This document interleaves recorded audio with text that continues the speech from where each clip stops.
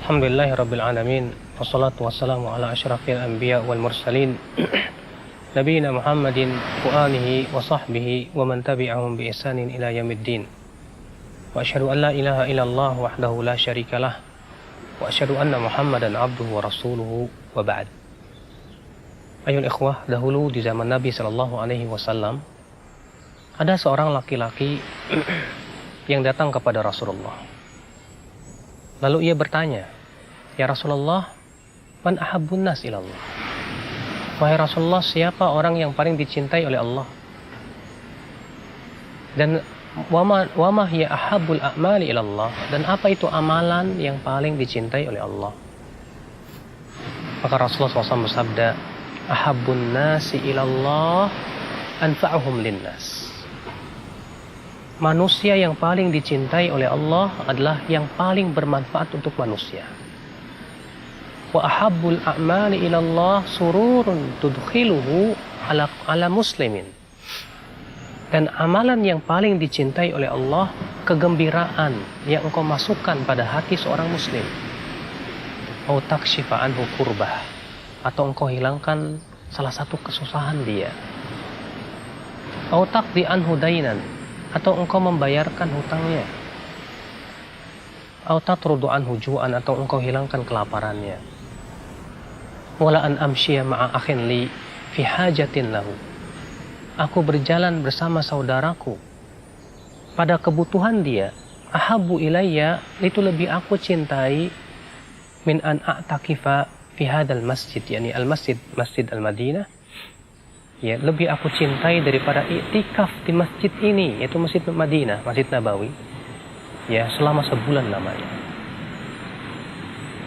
Wa man kafa ghadabahu satarallahu auratahu.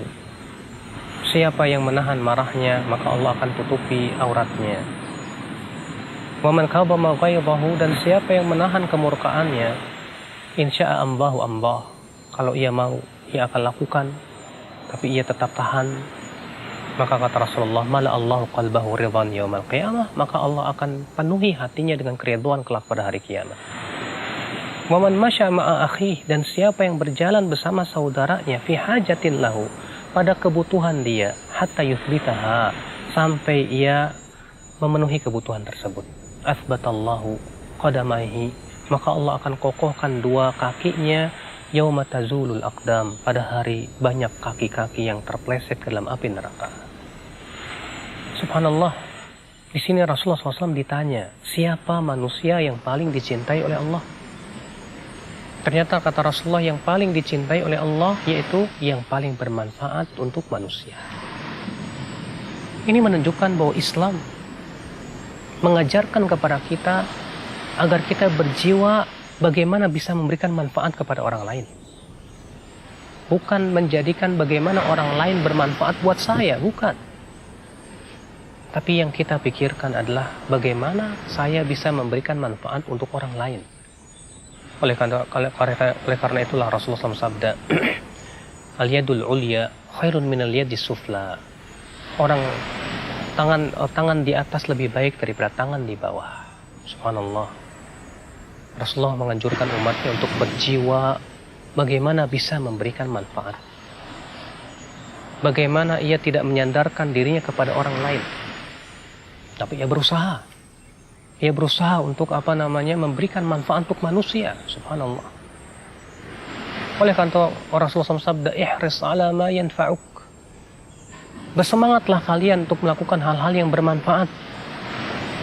Wala ta'jaz. Wasta'in billah wala ta'jaz, dan mintalah pertolongan kepada Allah dan jangan kamu malas. Seorang mukmin selalu yang ia pikirkan bagaimana bermanfaat hidupnya. Siapa yang punya kelebihan harta, ia berpikir bagaimana saya memberikan manfaat dengan harta saya. Siapa yang punya kelebihan ilmu, ia berpikir bagaimana saya memberikan manfaat dengan ilmu saya kepada manusia. Siapa yang punya kelebihan tenaga, ia berpikir bagaimana saya bisa memberikan manfaat kepada manusia. Kata Rasulullah, wa tu'inu rajul ala dabbatihi. Engkau membantu seseorang untuk menaikkan barang-barangnya ke kendaraannya, itu sedekah buat kamu. Sampai-sampai demikian akal Islam. Islam menganjurkan kita untuk menjadi orang yang bermanfaat buat manusia. Akhul Islam. Kemudian Rasulullah bersabda, ahabbul a'mali ilallah, dan amal yang paling dicintai oleh Allah, apa itu? Sururun tudkhiluhu ala muslim, kegembiraan yang engkau masukkan pada hati seorang muslim. Masya Allah. Ketika seseorang berusaha ingin menggembirakan saudaranya, ia lihat saudaranya sedang bersedih hati, ia berusaha gembirakan hatinya. Ia lihat temannya sedang sakit, maka ia hibur hatinya dengan ia menjadikan dia semakin sabar menghadapi sakitnya tersebut. Maka itu amalan yang besar di sisi Allah Subhanahu wa taala. Ya, kata Rasulullah, di antara amalan yang paling dicintai oleh Allah adalah yaitu kegembiraan yang engkau masukkan ke dalam hati seorang muslim, atau engkau hilangkan salah satu kesulitan hidupnya. Sebagaimana dalam riwayat Tirmidzi, Rasulullah SAW man naffasa an mu'minin kurbatan naffasallahu anhu kurbatan min kurabi yaumil qiyamah. Siapa yang menghilangkan salah satu kesulitan seorang mukmin, maka Allah akan hilangkan salah satu kesulitannya kelak pada hari kiamat. Siapa di antara kita yang tidak ingin kesulitan kita pada hari kiamat dihilangkan? Karena kesulitan di hari kiamat lebih dahsyat, lebih syadid, lebih keras, subhanallah.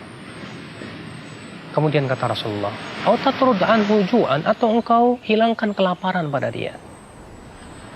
Jangan sampai kita biarkan tetangga kita kelaparan, seorang mukmin kelaparan. Terkadang karena acuh tak acuhnya banyak orang kaya tidak peduli, ternyata di sana kaum muslimin di kampung-kampung sana mereka kelaparan. Akhirnya apa yang terjadi? Mereka menjadi korban-korban yang empuk bagi kristenisasi. Akhirnya mereka pun mudah menggadai akidahnya demi untuk mendapatkan sesuap nasi.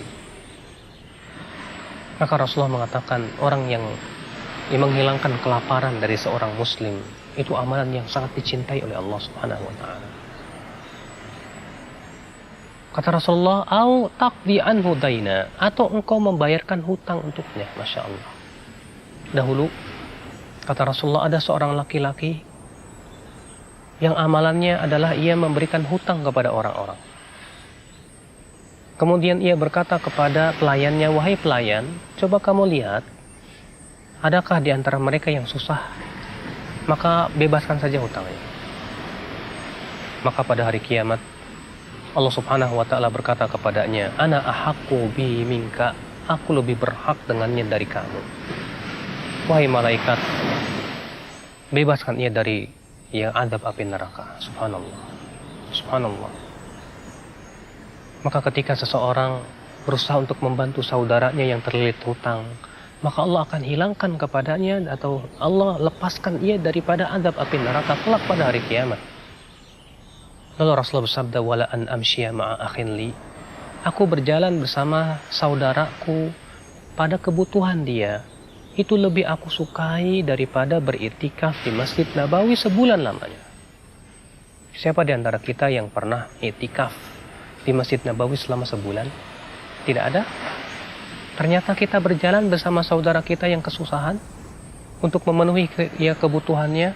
Ternyata itu kata Rasulullah lebih besar pahalanya daripada iktikaf di Masjid Nabawi. Subhanallah. Itu menunjukkan bahwa Islam mengajarkan kita agar jangan egois. Islam mengajarkan kita agar menjadi orang-orang yang berjiwa dermawan, agar menjadi berjiwa sosial, selalu memperhatikan bagaimana kehidupan saudara-saudara kita. Ya, sampai Rasulullah mengatakan, aku berjalan bersama saudaraku untuk memenuhi hajat dia. Itu lebih aku sukai daripada iktikaf di Masjid Nabawi sebulan lamanya.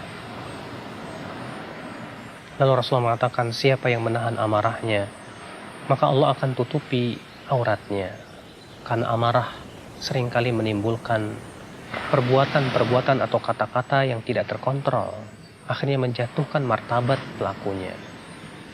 Dan siapa yang bisa mampu menahan kemurkaannya padahal ia mampu untuk melaksanakannya, maka Allah akan penuhi hatinya dengan keridhaan kelak pada hari kiamat. Seorang raja yang marah kepada bawahannya padahal dia mampu untuk melakukannya. Seorang suami, ya bapak rumah tangga, ia menahan amarahnya padahal ia mampu untuk melakukannya. Maka pada hari kiamat pun dalam ayat yang lain Allah akan panggil dia, lalu Allah akan pilihkan kepada dia salah apa dari bidadari surga yang ia mau. Lalu Rasulullah bersabda, "Wa man masya ma'a akhi." Siapa yang berjalan bersama saudaranya pada kebutuhan dia